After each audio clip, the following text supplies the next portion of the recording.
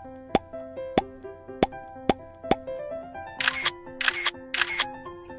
guys! How are you?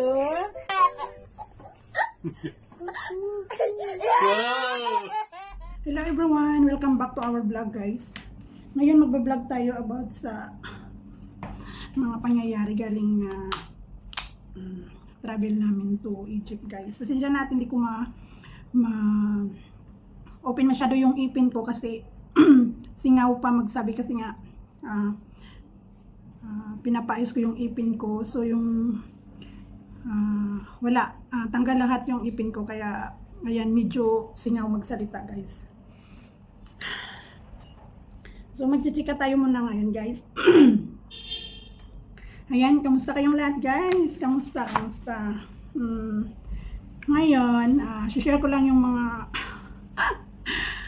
pangyayari namin dito sa unang araw. Bali dumating kami dito sa Egypt airport ng 16 ng madaling araw, midnight, 12:30 ng umaga guys. Tapos nakarating kami dito sa bahay ng ewan ko mga oras yun. Mga isang oras din ata yung biyahe namin galing airport papunta dito sa tinutuluyan namin. Kaya ayun guys. Grabe medyo mainit din dito pero hindi kagaya dyan sa Kuwait na sobrang init. Tapos pag sa Pinas naman parang medyo mainit dyan. Pero dito kasi mainit din naman pero hindi sa humid. Hindi mataas yung humidity dito kaya ayan. Hindi tayo mangingitim. Mas lalo ngayong nag-glow yung mukha ko dito guys. So tingnan nyo. Alam nyo ba nung unang araw namin ay nakikita talaga yung ipin ko. Kasi yung dito dalawa sa baba walang ipin. Bali may postiso to pero dahil nga inaayos hindi naman siya planting. Ewan ko anong tawag doon. Basta lagayan to siya. Bali ang sa akin kasi dito sa baba 5. Dalawa dito sa loob. Isa dito tsaka dalawa dito. So ngayon ang gagawin daw ng doktor is inuna niya dito. Actually ganito pala guys. Nung unang araw namin dito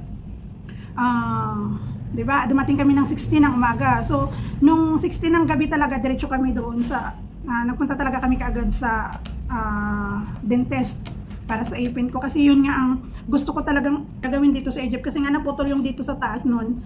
Kaya pinabunot namin yun. Pinabunot, in-x-ray lahat. Tapos, pagkatapos nun, and the next day, binunot siya, diba? Binunot. Tapos pagka next day, bumalik kami doon. 17, bumalik kami ulit. Tsaka, ayun, inayos yung dito ko muna inuna. Pero yung pustiso ko sa taas, nandyan pa rin. Bali yung ko lang dito, yung space. Dahil, ito yung binunot. So ngayon, dito sa baba, talagang walang ipin to yung dito, dalawa. Pero hindi ko na mabalik yung pustiso ko dahil nga sa, may ginawa dito, parang may peeling. Pero ito yung peeling na to, matatanggal din naman yun pag malagay na yung ilalagay na ipin. Dito lang inuna, itong tatlo muna inuna. Tapos balik kami sa next namin na balik, ito na, yung dito na. Pero ilalagay na yung ipin dito. Bali mahuhuli pa rin to. Kaya nga, ito yung problema ko magsalita kasi singaw. Kaya ayun guys. Tapos sa naman, about naman dito, crowded. Parang Manila din guys. Sobrang crowded din, parang Manila. Tapos hindi pa kami nakalakwat siya nga dahil nga sa inuna muna namin tong ipin. Tapos bali si Malik, ganun din. Ngayon nagpa-x-ray sila ng ipin niya dahil dami din siyang kay Malik kasi parang peeling lang yun. Tatapalan yung mga butas-butas niya na ipin. Tapos ma-compare yung presyo dito guys kaysa sa Pinas, sa Kuwait. Mas mura dito, medyo mura. Tapos bali na observe ko din dito mula nung dumadating kami kasi lahat ng mga pinapamili ni Ahmad, tinitingnan ko yung price kung magkano. Parang mas mura dito yung mga expenses. Kaso lang kunti lang naman yung diferensya kaysa sa Pinas. Kasi dito, halos kapareha lang tayo. Pag halimbawa 40 pesos din yan sa atin. Pero mas grabe, murang-mura dito guys. Maganda dito magstay, pero dapat mayroon kang income.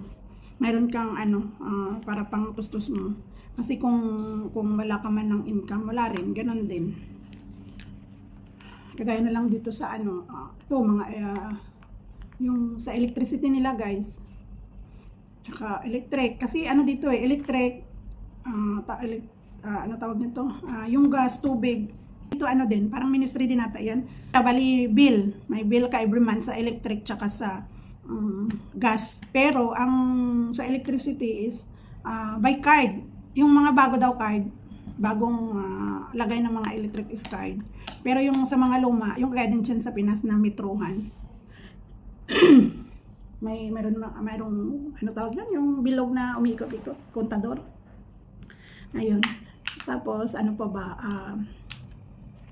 yung sa mga transportation na Manila, public transportation nila dito, guys,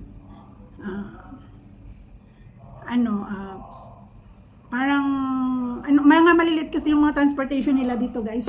Pero okay naman siya, pero kasi yung mga taxi nila dito, guys, ang liliit. Yung mga lumang sasakyan, di ba nga maliliit, yun yung ganyan dito. Tapos yung mga bus nila maliliit din. Tsaka grabe din, talagang crowded. Parang Pinas din. Parang sa Manila din, di ba? Sobrang crowded din sa Manila. Ganyan din dito. Tapos, ano pa ba? Hindi pa kasi kami nakalakwatsa, guys. Dahil nga, araw-araw kami umaalis.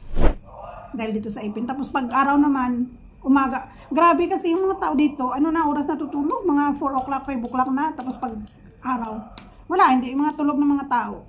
Parang Manila talaga. Tapos, kami, si Malik, nagigising ng 10 to 11, natutulog kami ng 1 o'clock, 2 o'clock. Kaya, siguro, pag matapos ko tong ipin ko, kasi matagal-tagal din to eh. Ito kasi yung rason bakit talaga ako gustong pumunta dito.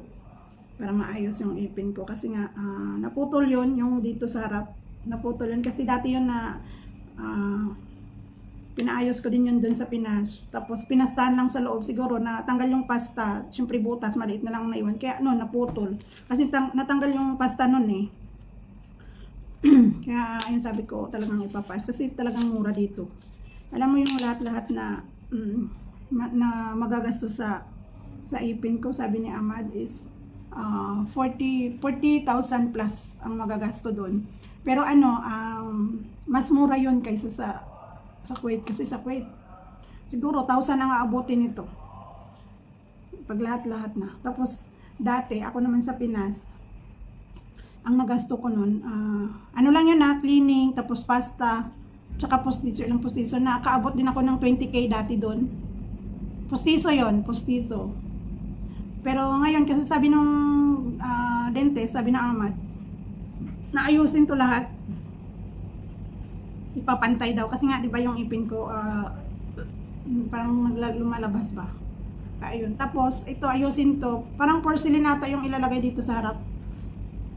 4 daw yun nata ilagay. So ibig sabihin dito 3, basta gawing porcelain daw. Pero yung iba hindi ko alam anong ilalagay, basta hindi na siya pustiso. Permanent na yun, mga 15 years na naman daw yun bago pwede palitan. Tapos si Ahmad kasi ganyan din dati. So okay naman daw, sabi niya, hindi naman daw sumasakit. Kaya ayun.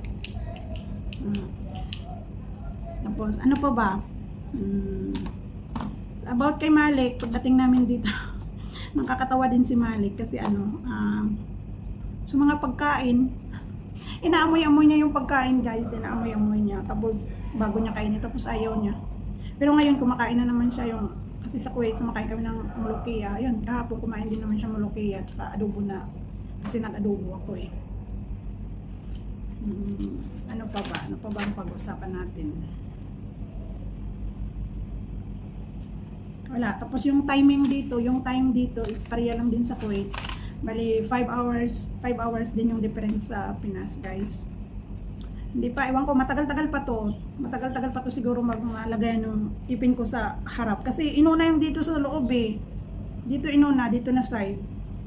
O binunot ito, tapos dito. Tapos sa balik daw namin, ilalagay yung ipin dito. Tapos yung dito na naman, ililinisan. Tapos, ano pa tawag yun? Isukat. Para pag susunod na balik, ilalagay naman dito, tsaka dito na naman.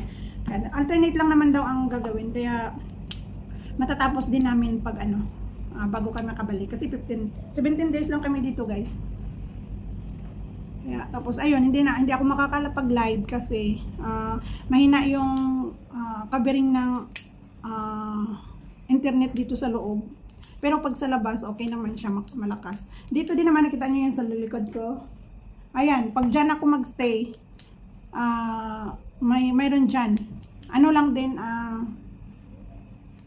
tawag nito, yung hindi naman yung masyadong, kasi dapat buksan yung bintana dyan eh. Kaya, ayan, kung minsan, pag magbasa ako ng mga message, magme-message, dyan ako, binubuksan ko yan dyan. Tapos, ano pa ba? Saka maganda yung klima dito, hindi kagaya sa Kuwait na sobrang init ngayon doon. Saka pag sa Pinas naman kasi, di ba pag sa Manila ka sobrang init din, tapos ang ano pa ng humid, ang taas pa ng humidity. Kaya dito okay lang. Maganda lang yung mga dito, lahat ng mga bilihin guys, medyo mura kaysa sa Pinas. Biruin mo dito masarap yung mga prutas nila guys, magaganda yung prutas, lalo na yung mangga, sobrang tamis din. Di ba sa atin matatamis naman yung mangga. Saging, ganun din naman dito. Pero sobrang laki talaga ang difference guys. Kasi ang mangga, ang kilo dito, it's 40 pound lang. Sa Pinas, magkano? 100 plus, 150, di ba ganun? Kaya sobra. Ang value ng pera guys, parang pareha lang. Kasi pag nasa Kuwait, kino-compare ko yung pera. Bali sa Kuwait dinar to dito, Egypt. 160 man ang palit na nila guys. Tapos pag sa Pinas naman, Kuwait to piso is 180. So magkano lang difference, di ba? Parang same lang din. Kaya sabi ko, ang grabe, ang sobra talaga yung yung difference ng maganda lang dito kung may source of income ka talaga. Maganda yung kasi mga bigas nila, ang mura mga bilihin. Pero pag wala kang income, yan, wala talaga. Mahal din. Kaya, ayan, ano pa ba? Update lang tayo guys kasi wala naman akong ginagawa. Kasi ngayon, ako lang mag-isa dito. Si Malik, tsaka si daddy niya pumunta ng tawag nito? Pumunta ng clinic kasi i-x-ray yung ipin niya para matingnan ng dentist kasi ililinisin yung mga butas-butas na ni Malik eh. Kasi dati nagpagawa siya sa Kuwait. Alam niyo ba guys magkano yung isang piraso na ipin isang piraso lang na ipin yun doon.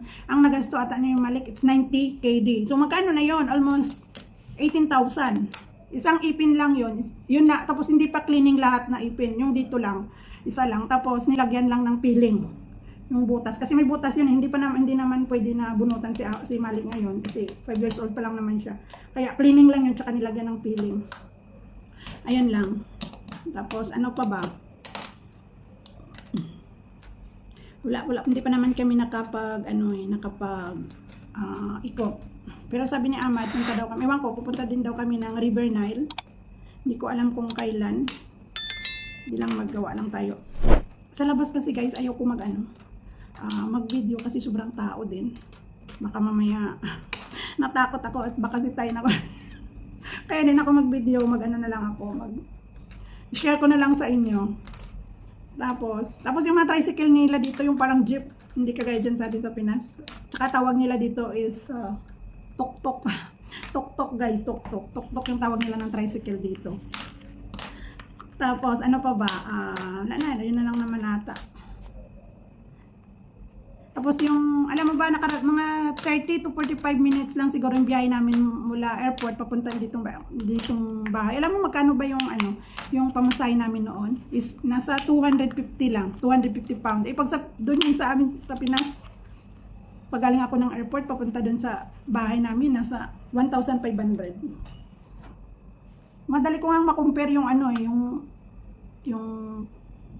binibili dito kaysa doon sa Pinas kasi nga parang lang din, pareha lang naman tayo ng amount kasi yung sa palitan nga Kuwait to Egypt tapos Kuwait to Pinas kasing lang. Tapos ano pa, wala naman, yun lang naman. Sige, hanggang dito na lang yung video natin guys. Abangan nyo next time. Bye! Thank you so much. Thank you for watching.